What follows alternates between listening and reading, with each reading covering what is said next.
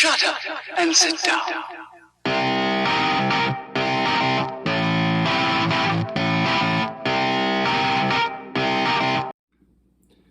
What's the story, internet? Hope everyone is having a wonderful weekend. So, had a lot of football to digest this weekend, so we're just going to jump into it. But before I do, so I'm going to continue do my two parts. This first video is going to be a review of the weekend's football, and the second one is going to be a Champions League preview. And then there are two matches tomorrow, on Monday. I'm going to review those on Thursday or Friday's video, which will be the preview for that weekend's football. So I haven't forgotten about those two, but I'm going to review those at a later time. So I want to go over the big four matches first, and then I'll go over the rest of the weekend. So starting with Celtic against Rangers. Rangers has got a new hero, their centre-back Connor Goldson.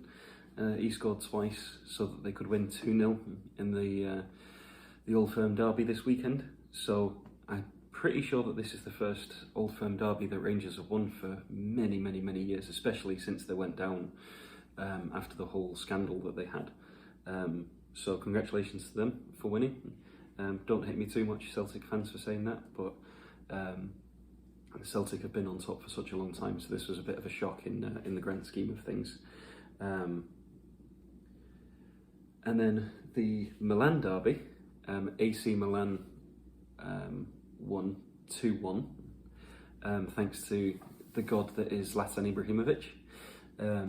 He proves that he's just getting better and better with age, and that he can't be counted out even at 39. So it wasn't particularly surprising because AC Milan have been doing well, but Inter Milan have just been going into the stratosphere at the moment. So I think everyone sort of had Inter Milan winning. So on to the next one. We've got the Merseyside derby, which finished 2-2. So that was quite a result for Everton, even though I had them penned to win because I thought that they were just going to come out fighting, but Liverpool just kept doing what they continued to do last season, just press. But Everton was able to soak it up, and even with the red card, they were able to draw level. Virgil van Dijk got injured, so that's a big blow to Liverpool. He's going to be out for 8 months due to an ACL injury. So we'll see how that affects Liverpool. Are they going to be able to survive with a partnership of Matip and Joe Gomez? We'll see. Maybe they'll drop Fabinho into that spot. He has played there before, but I think it could be quite dangerous to their chances. The other big match was City against Arsenal. City won 1-0, although Arsenal played very, very well. And from everything that I've heard, Arsenal fans have a lot to be pleased about. They played very well, very positively. It's just a shame that City got that early goal and were able to hold on to it. So promising signs from the Emirates by the sounds of it. So on to the other matches. Chelsea 3, Southampton 3.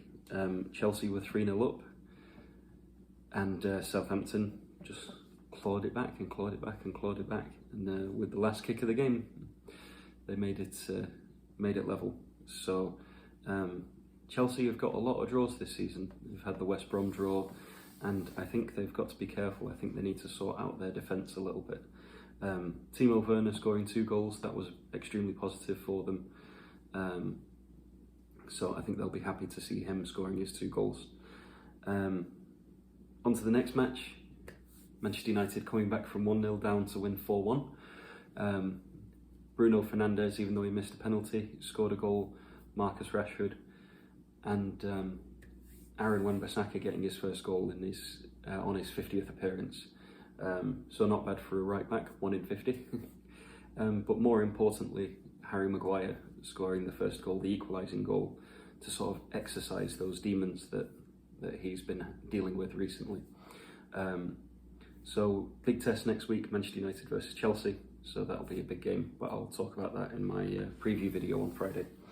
So on to today's matches. Sheffield United against Fulham, 1-1. I know a Sheffield United fan personally, and he said, a point's a point, we need as many as we can get at the moment. And I think that's the sentiment that Fulham will probably share as well, is that you just need to get points from wherever you can. There's no easy matches this year, so just need to get as many points as you can. Palace won, Brighton won. I think that was to be expected, really, from the way that they're both playing at the moment.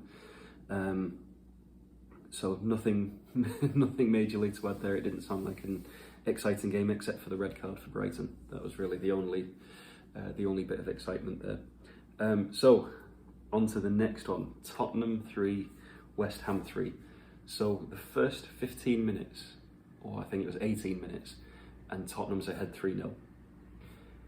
The last 10 minutes, and West Ham win 3-0. And I feel sorry for Gareth Bale, because his homecoming match, 7 years and 2 months to the day since he left White Hart Lane, he comes back to the London Stadium, that's West Ham's, to Tottenham Stadium, and they can't do it. 3-0 up, and they blow a 3-0 lead.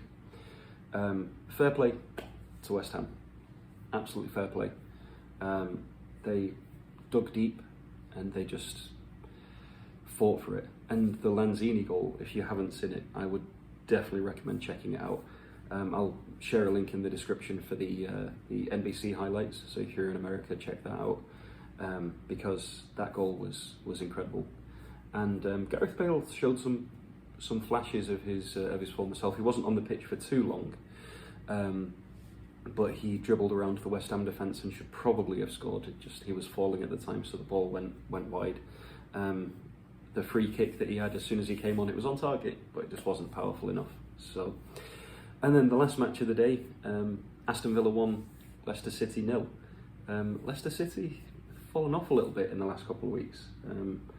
I hope they can turn that around, because I think Leicester is one of those teams that everyone's like, come on, just fight back. After what happened in that season with Claudio Ranieri, I think we all sort of secretly have that, like, come on, you can do it.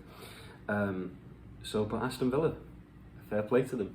And I said in the first couple of episodes of this, I counted them out unfairly by the looks of things. So that's the review of the weekend's matches. Just an honourable mention, Bayern Munich did also win 4-1, and with goals from Lewandowski and Thomas Muller. So they're going into the Champions League weekend, the Champions League fixtures looking quite positive. And then PSG also won 4-0. There was a nice little message from Mbappe, who was supporting a 4-year-old who I believe has cancer. Had a nice little message on his shirt, under his match shirt. So that was a positive. It's nice to see, with all the negativity that we've got, that football can still be a driving force for positivity. So that's what we like to see. So anyway, I'm going to finish this up now, and then I'm going to record the Champions League one. So Champions League one will be out tomorrow at 5 o'clock. So I hope you all have a wonderful day, and I hope you're all staying safe or staying out of trouble. Ta-ra for now. Thank you.